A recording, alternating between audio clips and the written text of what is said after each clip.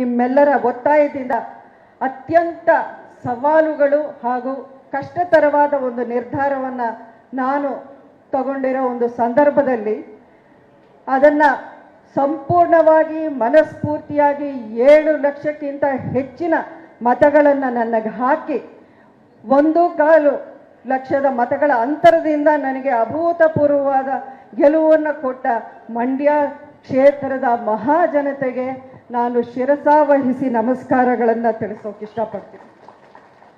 ಪ್ರತಿಯೊಬ್ಬ ಮಹಿಳೆ, ಪ್ರತಿಯೊಬ್ಬ ರೈತ ಬಂಧು, ಯುವಕ ನನಗೆ ಆ ಟೈಮಲ್ಲಿ ಸಾಥ್ ಕೊಟ್ಟಿದ್ದಕ್ಕೆ ಆ ಒಂದು ಗೆಲುವು ನನಗೆ ಸಾಧ್ಯವಾಯಿತು. ನನ್ನ ರಾಜಕೀಯ ಪ್ರವೇಶ ಆಕಸ್ಮಿಕ ಅನ್ನೋದು ನಿಮ್ಮೆಲ್ಲರಿಗೆ ಗೊತ್ತೇ ಇದೆ. ಅಂಬರೀಷ್ ಅವರ ದಶಕಗಳ ಕಾಲದ ಒಂದು ಸೇವೆ, ಅವರ ಒಂದು ಕಾರ್ಯವೈಖರಿ ಮುಂದುವರಿಸುವ ಒಂದು ಸದುದ್ದೇಶ ಮಾತ್ರ ಇತ್ತು ನನ್ನಲ್ಲಿ. ಆ ಒಂದು ಸಂದರ್ಭದಲ್ಲಿ ರಾಜಕೀಯ ನನಗೇನು ಅನಿವಾರ್ಯ ಯಾವತ್ತೂ ಇರಲಿಲ್ಲ, ಇವತ್ತೂ ಇಲ್ಲ. ಆದ್ರೂ ಅಂಬರೀಷ್ ಅವರನ್ನ ಇಷ್ಟೊಂದು ವರ್ಷಗಳು ಪ್ರೀತಿಯಿಂದ ಸಾಕಿ 30 ವರ್ಷಗಳ ಆಶೀರ್ವಾದ ಮಾಡಿದ ಜನ ನನ್ನನ್ನು ಕೇಳಿದಾಗ ನಾನು ಇಲ್ಲ ಬೇಡ ಅಂತ ಹೇಳೋಕೆ ನನ್ನ ಕೈಲಾಗಿಲ್ಲ. ಅದೆಷ್ಟು ನೋವು, ಎಷ್ಟು ಸವಾಲುಗಳು ಎಲ್ಲ ನುಂಗಿ ಎಲ್ಲವನ್ನೂ ಎದುರಿಸಿ ಹೋರಾಟ ಮಾಡಿ ಗೆದ್ದ ನಂತರವೂ ನನ್ನ ದಾರಿ ಸುಲಭವಾಗೇನಿರಲಿಲ್ಲ, ಸುಗಮವಾಗಿಯೂ ಇರಲಿಲ್ಲ.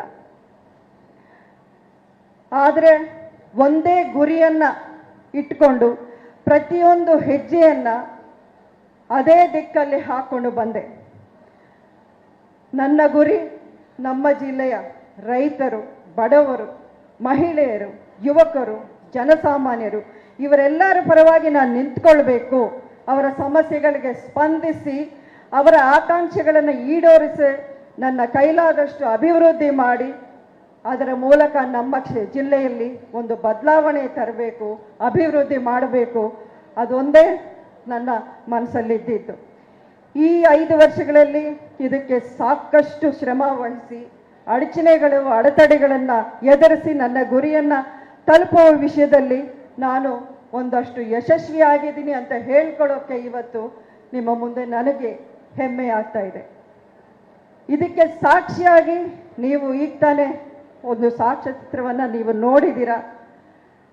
ಆದರೂ ಅದರಲ್ಲಿ ಒಂದಷ್ಟು ಸಮಯ ಅವಕಾಶ ನಾನು ತಗೊಂಡು ಇವತ್ತು ನಿಮ್ಮ ಮುಂದೆ ಇಡ್ತೀನಿ. ಯಾಕೆಂದರೆ ಇಷ್ಟೊಂದು ದಿನ ಎಲ್ಲ ಕಡೆ ಹೋದಾಗ ನನ್ನಲ್ಲಿ ಒಂದೇ ಕಂಪ್ಲೇಂಟ್ ಬರ್ತಾ ಇತ್ತು, ನೀವು ಸಾಕಷ್ಟು ಕೊಡುಗೆಯನ್ನು ಕೊಟ್ಟಿದ್ದೀರಾ, ಕೆಲಸಗಳನ್ನು ಮಾಡಿಸಿದ್ದೀರಾ, ಅಭಿವೃದ್ಧಿ ಕಾಮಗಾರಿಗಳನ್ನು ನಿಂತುಕೊಂಡು ನೀವು ಮಾಡಿದ್ದೀರಾ, ಆದರೆ ಜನಕ್ಕೆ ತಲುಪ್ತಾ ಇಲ್ಲ ಆ ವಿಷಯ, ಅದು ಪ್ರಚಾರ ಸರಿಯಾಗಿ ಆಗ್ತಿಲ್ಲ ಅನ್ನೋ ವಿಷಯ. ನಾನು ಮೊದಲಿಂದ ಅಂಬರೀಷ್ ಅವರಿಂದ ಕಲ್ತಿದ್ದು ಒಂದೇ, ಅವ್ರು ಯಾವತ್ತೂ ಪ್ರಚಾರ ಮಾಡಿಲ್ಲ. ಸಾಧನೆಗಳು ನಮ್ಮ ಬಗ್ಗೆ ಮಾತಾಡಬೇಕು, ನಾವು ನಮ್ಮ ಸಾಧನೆಗಳ ಬಗ್ಗೆ ಮಾತಾಡಬಾರದು ಅನ್ನೋವಂಥ ವಿಷಯನ ಅಂಬರೀಷ್ ಅವರು ಪ್ರತಿದಿನ ಹೇಳೋರು. ಅವರು ಅದನ್ನೇ ಕೊನೆಯವರೆಗೂ ನಂಬ್ಕೊಂಡಿದ್ರು. ಆದರೂ ಅವರ ಮರಣಾಂತರ ಈಗ 5.5 ವರ್ಷ 6 ವರ್ಷಗಳಾಗ್ತಾ ಬಂದಿದೆ. ಇನ್ನೂ ಅವರ ಹೆಸರನ್ನು ನೀವು ಜ್ಞಾಪಕ ಮಾಡಿಕೊಂಡು ಇಷ್ಟೊಂದು ಪ್ರೀತಿಯಿಂದ ನೀವು ನೆನಪು ಮಾಡ್ಕೊಳ್ಳೋದಕ್ಕೆ ಏನು ಕಾರಣ? ಅದೊಂದೇ ಕಾರಣ, ಅವ್ರು ಗಳಿಸಿರೋ ಪ್ರೀತಿ, ಅವ್ರು ಮಾಡಿರೋ ಸೇವೆ. ಅದನ್ನೇ ನಾನು ನಂಬ್ಕೊಂಡು ಬಂದೆ. ಆದರೂ ಒಂದಷ್ಟು ವಿಷಯಗಳು ನಿಮ್ಗೆ ತಿಳಿಲಿ ಅನ್ನೋ ಕಾರಣಕ್ಕೆ ಇವತ್ತು ಈ ಒಂದು ವಿಡಿಯೋನ ಮಾಡಿಸಿದ್ದು. ಯಾಕೆಂದರೆ ನೀವು ಅಭಿಮಾನಿಗಳು ಬೇರೆ ಬೇರೆ ಕಡೆ ಹೋದಾಗ ಯಾರಾದರೂ ಟೀಕಿಸುವಾಗ ಅವ್ರಿಗೂ ನೋವಾಗತ್ತೆ. ಆ ನೋವು ನಿಮ್ಗೆ ಆಗದೇ ಇರಲಿ, ನೀವು ಇದನ್ನು ಅವ್ರಿಗೆ ತಿಳುವಳಿಕೆ ಕೊಡಿ ಅನ್ನುವಂಥ ಮನವಿ ನಿಮ್ಮಲ್ಲಿ ಮಾಡ್ತಾ ಇದ್ದೀನಿ. KRS ಡ್ಯಾಮ್ನ ಸಂರಕ್ಷಣೆ ಇರ್ಬೋದು,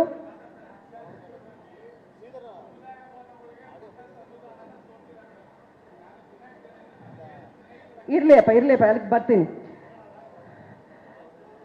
KRS ಡ್ಯಾಮ್ ಸಂರಕ್ಷಣೆ ವಿಚಾರ ಇರ್ಬೋದು, ಅಕ್ರಮ ಗಣಿಗಾರಿಕೆ ವಿರುದ್ಧ ಏನನ್ನೂ ಲೆಕ್ಕಿಸದೆ ಧೈರ್ಯವಾಗಿ ನಾನು ನುಗ್ಗಿ ಅದರ ವಿರುದ್ಧ ಒಂದು ಯುದ್ಧವನ್ನೇ ಮಾಡಿದ್ದು ನಿಮ್ಮ ಕಣ್ಮುಂದೆನೇ ಇದೆ. COVID-19 ಸಂದರ್ಭದಲ್ಲಿ 2 ವರ್ಷ ಸಂಸದರ ನಿಧಿ ಅನ್ನೋದು ಕೇಂದ್ರ ಸರ್ಕಾರ ಕೊಟ್ಟಿರಲಿಲ್ಲ. ಇವಾಗ ನೀವು ಇದೇನು ನೋಡ್ತಿದ್ದೀರಾ, ಈ ಅನುದಾನ ಅದು 5 ವರ್ಷಗಳ ಸಾಧನೆ ಅಲ್ಲ, 3 ವರ್ಷಗಳ ಸಾಧನೆ. ಅದು ನೀವು ನೆನಪಿಟ್ಕೋಬೇಕು. ಅವರ ಇಂಡಿಪೆಂಡೆಂಟ್ ಅಭ್ಯರ್ಥಿ ಯಾವುದೇ ಒಂದು ಪಾರ್ಟಿ, ಒಂದು ಕೇಡರು, ಒಂದು ಟೀಮು, ಅವ್ರ ಸುತ್ತಮುತ್ತ ಯಾರೂ ಇಲ್ಲ ನನಗೆ. ಆದರೂ ನಾನು ನಿಂತ್ಕೊಂಡು ಒಬ್ಬಂಟಿ ಹೆಣ್ಣಾಗಿ ಇಷ್ಟೊಂದು ನಾನು ತರೋಕ್ಕಾಯಿತು ಅಂದರೆ ನಿಮ್ಮೆಲ್ಲರ ಆಶೀರ್ವಾದ ಮಾತ್ರ. ಇದೆಲ್ಲ ಸಾಧನೆ ಮಾಡೋಕ್ಕೆ ನನ್ನ ಕೈಲಿ ಸಾಧ್ಯ ಆಯಿತು.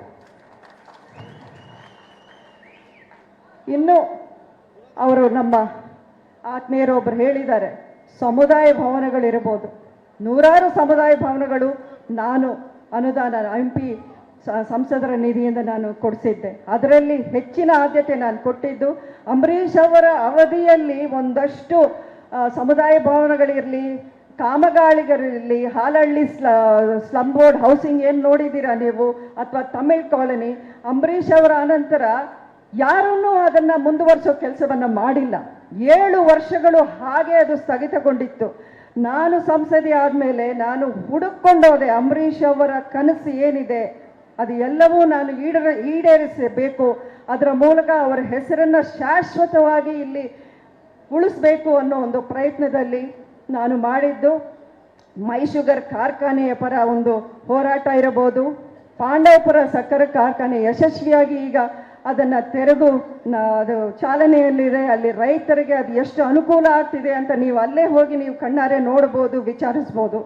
ಮೈ ಶುಗರ್ ಕಾರ್ಖಾನೆಗೆ 2 ವರ್ಷಗಳ ಒಂದು ಪ್ರಯತ್ನದ ಫಲದಿಂದ ಆವತ್ತಿನ ಸರ್ಕಾರ 50 ಕೋಟಿ ಅನುದಾನ ಕೊಟ್ಟು ಎಷ್ಟು ವರ್ಷಗಳ ನಂತರ ಅದನ್ನು ಪುನಃಚಾಲನೆ ಮಾಡುವಂಥ ಕೆಲಸ ಆಯಿತು. ಅಷ್ಟೇ ಅಲ್ಲ, ಕೋವಿಡ್ ಸಂದರ್ಭದಲ್ಲಿ ನೀವು ಈಗಾಗಲೇ ಈ ವಿಡಿಯೋದಲ್ಲಿ ನೋಡಿದ್ದೀರಾ. ಅದಕ್ಕಿಂತ ನಾನು ಅಲ್ಲಿ ಇನ್ನೂ ಅಂದರೆ ವಿಡಿಯೋ ತುಂಬ ಉದ್ದಕ್ಕೆ ಆಗುತ್ತೆ ಅಂತ ಎಡಿಟ್ ಮಾಡಬೇಕಾಗಿರೋ ಒಂದು ಅನಿವಾರ್ಯತೆ. ಇನ್ನು ನಿಮಗೆ ಈ ಬ್ರೋಚರ್ ರಿಲೀಸ್ ಮಾಡಿದ್ದೀನಿ, ಅದರಲ್ಲಿ ಎಲ್ಲ ವಿವರಗಳು ನಿಮಗೆ ಎಲ್ಲ ಪ್ರತಿಯೊಂದು ಡೀಟೇಲ್ಸ್ ಸಿಗುತ್ತೆ. ನಿಮ್ಗೆ ಟೈಮು ಅವಕಾಶ ಇದ್ದಾಗ ಖಂಡಿತ ಅದನ್ನು ನೀವು ಓದಿ ತಿಳ್ಕೊಳ್ತೀರಾ ಅಂತ ನಾನು ಅಂದ್ಕೊಂಡಿದ್ದೀನಿ.